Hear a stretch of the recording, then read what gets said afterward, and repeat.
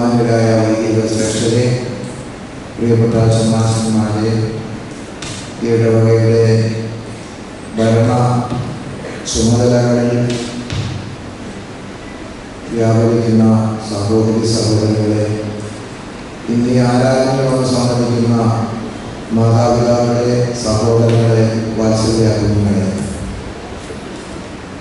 April മാസം 23 മുതൽ May മാസം 7 വരെ ഏകദേശം 2 ആഴ്ചക്കാലം മലങ്കര സഭയുടെയും അതുപോലെ പൗരസ്ത്യ എല്ലാ കിഴക്കൻ സഭകളിലും ഏറ്റവും അധികം പെരുന്നാൾ ആചരിക്കുകയും മധ്യസ്ഥതയിൽ ശരണപ്പെടുകയും ചെയ്യുന്ന ഒരു മഹാപരിശുദ്ധ സമുദായമാണ് മോഹീവർഗീസ് സഭ. ഈ പരിശുദ്ധ ദേവാലയത്തിലും ആ പരിശുദ്ധന്റെ ഓർമ്മ പെരുന്നാൾ ഭക്തി നിർഭരമായി ആചരിക്കുന്നു, ആഘോഷിക്കുന്നു എന്നുള്ളത് സന്തോഷകരമാണ്. നമ്മുടെ സഭയുടെ ശക്തി എന്ന് പറയുന്നത് പരിശുദ്ധ ജീവിതം നയിച്ച് ഈ ലോകം വിട്ട് സ്വർഗലോകത്തിലായിരിക്കുമ്പോഴും അവരുമായി ബന്ധം പുലർത്തി അവരുടെ സഹായങ്ങളും മധ്യസ്ഥതയും നമുക്ക് ലഭിച്ചുകൊണ്ടിരിക്കുന്നത് അനുഭവങ്ങളിലൂടെ നാം അറിയുന്നു എന്നുള്ളതാണ്. അത് സഭയെ സംബന്ധിച്ചിടത്തോളം വലിയ ശക്തി തന്നെയാണ്. ഈ ദേവാലയത്തെ സംബന്ധിച്ചിടത്തോളം പരിശുദ്ധ ഗീവർഗീസ് സഭയുടെ നാമത്തിൽ ഒരു അതുല്യത കാണുന്നുണ്ട്. അത് ഞാൻ പറയാതെ തന്നെ നിങ്ങൾക്കറിയാം. ഈ മൈലപ്ര ഈ പരിശുദ്ധ ഗീവർഗീസ് സഭയുടെ നാമത്തിലുള്ള ദേവാലയത്തിന്റെ അതുല്യത എന്താണെന്ന് ഇവിടെ വന്ന് പ്രാർത്ഥിക്കുകയും ഇവിടെ ഉള്ള കുരിശുതൊട്ടിയിൽ നേർച്ചയിടുകയും മനുഷ്യ മനസ്സുകളിലെ ദുഃഖങ്ങൾ പകരുകയും ദൈവസന്നിധിയിൽ അത് സമർപ്പിക്കുകയും ഒക്കെ ചെയ്യുന്ന ഓരോ വിശ്വാസികളും, ഒരുപക്ഷെ ഏത് മതത്തിൽപ്പെട്ട ആളാണെങ്കിൽ പോലും ഇവിടെ വന്ന് ദുഃഖങ്ങളും സങ്കടങ്ങളും ദൈവസന്നിധിയിൽ വളരെ സങ്കടപൂർവം അത് അറിയിക്കുമ്പോൾ എവിടെയൊക്കെയോ എന്തൊക്കെയോ അനുകൂലമായ ഒരു ഭാവങ്ങളും സഹായങ്ങളും ലഭിക്കുന്നു എന്നുള്ളത് ഒരു വസ്തുതയാണ്. ആ വസ്തുത നമുക്ക് ഒരു തരത്തിൽ നിഷേധിക്കുവാനോ അല്ലെങ്കിൽ അത് അറിഞ്ഞില്ലെന്ന് നടിക്കുവാനോ കഴിയുകയില്ല എന്നുള്ളത് നമുക്കറിയാം, അറിഞ്ഞിട്ടുള്ളവർക്കും അറിയാം. അത്രയേക്കുറിച്ച് പറയാനായിട്ട് സാധിക്കും. ഇന്ന് പരിശുദ്ധ ഏവങ്കേലിയോൻ ഭാഗമായി വായിച്ചപ്പോൾ 2 മനുഷ്യരുടെ പ്രാർത്ഥനകളുടെ ഒരു ഏകദേശ രൂപം നാം കേൾക്കുകയുണ്ട്. 2 പേരും ദേവാലയത്തിൽ പോയി പ്രാർത്ഥിക്കുകയാണ് ചെയ്തത്. 2 പേരുടെ പ്രാർത്ഥനയ്ക്കും അവരവരുടെ ജീവിത വിഷയങ്ങളുമായി വളരെ ബന്ധമുണ്ട്. ഒരുപക്ഷെ എങ്ങനെയാണ് നമ്മൾ ശരിയായി പ്രാർത്ഥിക്കേണ്ടത് എന്ന് കർത്താവായ യേശുമിശിഹ തന്റെ ശിഷ്യന്മാരെ പഠിപ്പിക്കുവാനാകണം സാധാരണ മനുഷ്യരുടെ ഇടയിൽ സംഭവിക്കാവുന്ന വിധത്തിലുള്ള 2 വ്യക്തികൾ വന്ന് പ്രാർത്ഥിക്കുന്ന വിഷയം അവരെ ബോധ്യപ്പെടുത്തുകയാണ്. ഒരാൾ വളരെ നല്ല മനുഷ്യനാണെന്നാണ് അദ്ദേഹം ധരിച്ചു വെച്ചിരിക്കുന്നതും ലോകം സമ്മതിച്ചു കൊടുത്തിട്ടുള്ളത് തന്നെയാണ്.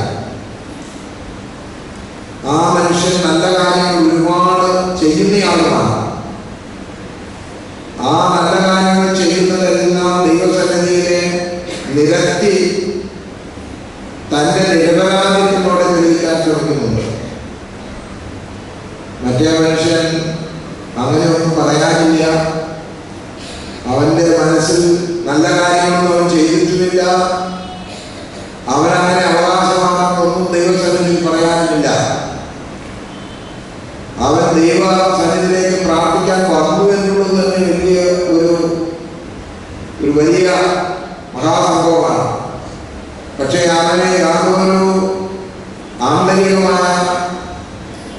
ഒരു മറയും കൂടാതെ അല്ലെങ്കിൽ ഒരു കൃത്രിമത്വം കൂടാതെ അവൻ ദൈവാലയത്തിൽ ചെന്ന് പ്രാർത്ഥിക്കുന്നത് മുകളിലോട്ട് നോക്കാൻ പോലും അവന് മനസ്സ് തോന്നുന്നില്ല. കാരണം മുകളിലേക്ക് നോക്കിയാൽ എന്ത് നോക്കാനാണ്? ദൈവം എന്നെ കാണുവാണെങ്കിൽ തീർച്ചയായും ശാസിക്കുകയും എന്നോട് കോപിക്കുകയും എനിക്ക് ദൈവത്തിൽ ഒന്നും കടന്നു വന്ന് അവകാശപ്പെടാനില്ലാത്ത ഒരു മനുഷ്യൻ എന്ന നിലയിലുള്ള പ്രാർത്ഥനയാണ് അദ്ദേഹത്തിൻ്റെത്.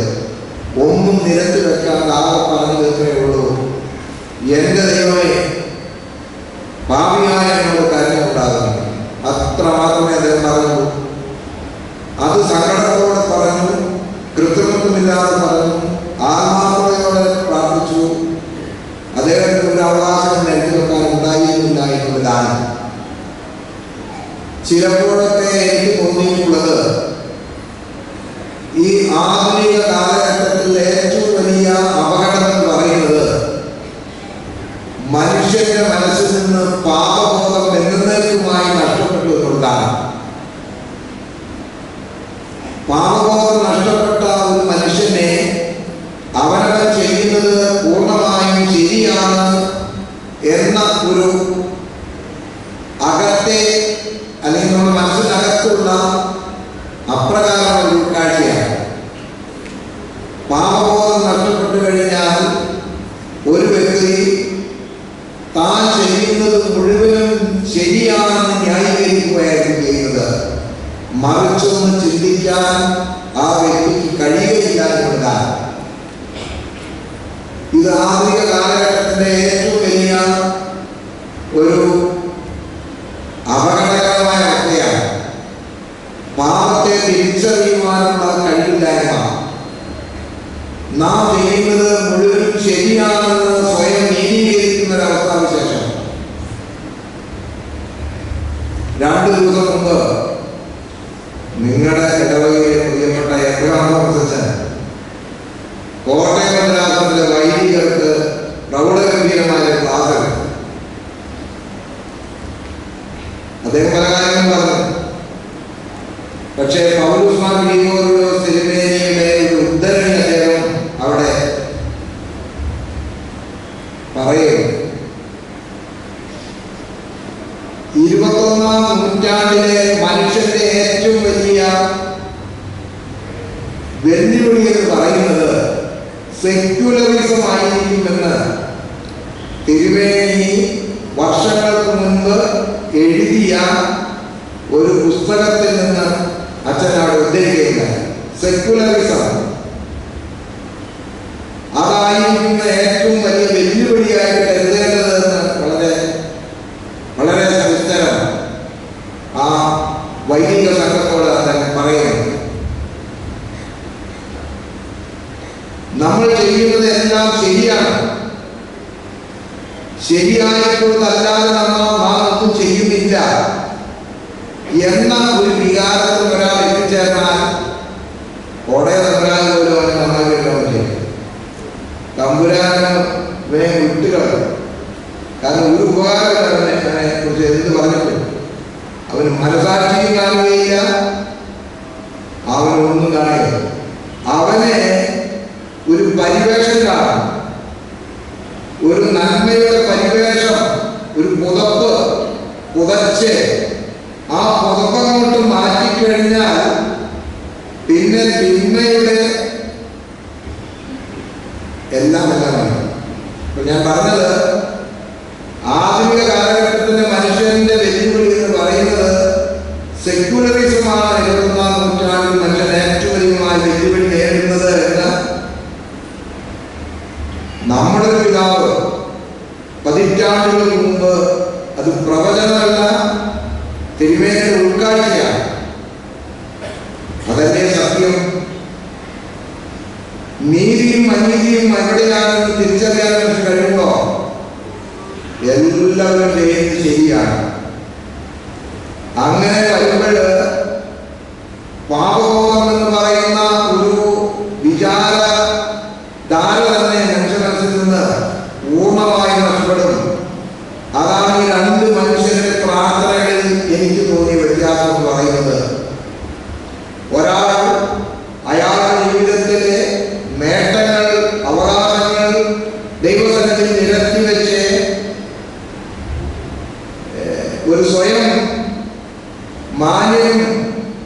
ദൈവത്തിന് പ്രിയപ്പെട്ടവനുമാണെന്ന് സ്ഥാപിക്കുവാൻ ശ്രമിക്കുകയാണ്. മറ്റേ മനുഷ്യനൊന്നും പറയാനില്ല. അവന്റെ ഉള്ളിലേക്ക് അവൻ നോക്കിയപ്പോൾ അവകാശവാദമൊന്നും പറയാനില്ല. ഉള്ളതെല്ലാം അഴുക്കും എല്ലാം. അതുകൊണ്ട് അവനൊന്ന് നിലവിളിച്ച് പറയുന്നത്, ദൈവമേ പാപികളെ എന്നോട് കരുണയുണ്ടാകണമേ എന്നുള്ള ഹൃദയം മുറുങ്ങിയ പ്രാർത്ഥനയാണ്. പക്ഷേ കർത്താവോട് പറയുന്നത് ഒരു അവകാശവാദവും പറയാനില്ലെങ്കിലും ആത്മാർത്ഥതയുടെ ഹൃദയവും സ്വയം തിരിച്ചറിയുന്ന ഒരു വിവേകവും ഉണ്ടാകുമ്പോൾ തീർച്ചയായും ദൈവം അത് അംഗീകരിക്കാതിരിക്കുകയില്ല എന്നുള്ളതാണ് എൻ്റെ വിചാരം. അല്ലെങ്കിൽ വേറെ പുസ്തകത്തിൽ നിന്ന് ലഭിക്കുന്ന ഉൾക്കാഴ്ചയും അത് തന്നെയാണ്.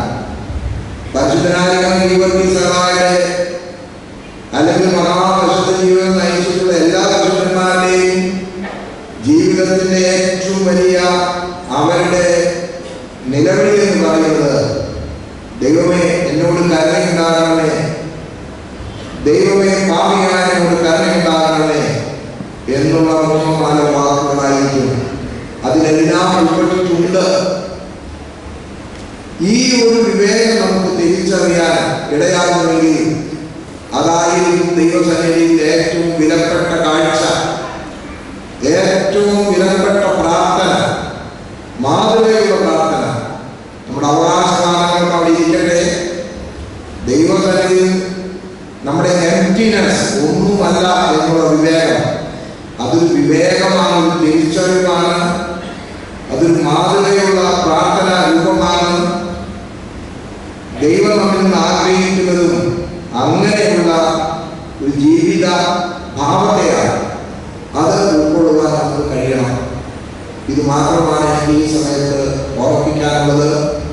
പരിശുദ്ധ ഗീവർഗീസ് സഹദായെ നമ്മൾ വിളിച്ചാൽ വിളി കേൾക്കുന്ന സഹദ എന്ന് ഈ പ്രദേശത്തുള്ളവർക്കും ഈ ഇടവകളിലുള്ളവർക്കും ആ പരിശുദ്ധ സഹദായെ കുറിച്ച് ബോധ്യമുണ്ടെന്നാണ് എൻ്റെ വിചാരം. കാരണം എന്ത് സങ്കടങ്ങൾ വന്ന് ഇവിടെ ഉണർത്തിക്കുമ്പോഴും അവരെ സഹായിക്കാൻ ഒരാളുണ്ട് എന്നുള്ള വിവേകം, ഒരു അനുഭവം അത് വളരെ ശക്തമാണ്. അല്ലാതെ മറ്റു നേട്ടങ്ങളൊക്കെ നമുക്ക് കണ്ടിൽ നിന്ന് നടിക്കാം. അതിനേക്കാൾ അപ്പുറമായി ദൈവം നമ്മോടൊപ്പം ഉണ്ടാകണമെങ്കിൽ നമ്മുടെ ഒന്നുമില്ലായ്മയെ കുറിച്ചും നമ്മുടെ പാപബോധത്തെ കുറിച്ചുള്ള ഉൾക്കാഴ്ചയും നമുക്ക് ഉണ്ടാകണം. ഇത് ആധുനിക കാലഘട്ടത്തിലെ പൂർണ്ണമായി നഷ്ടപ്പെട്ടു എന്ന് ഞാൻ പറയുന്നത് അധികം തെറ്റായിരിക്കാം.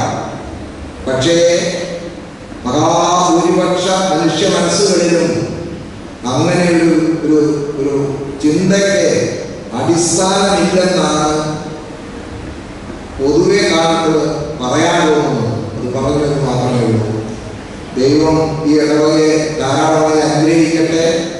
കാലത്തിന്റെ വെല്ലുവിളികൾ കൃത്യമായി തിരിച്ചറിഞ്ഞ് ജീവിക്കുവാൻ നമുക്കിടയാകണം, തീരുമാനങ്ങൾ എടുക്കുവാൻ നമുക്കിടയാകണം.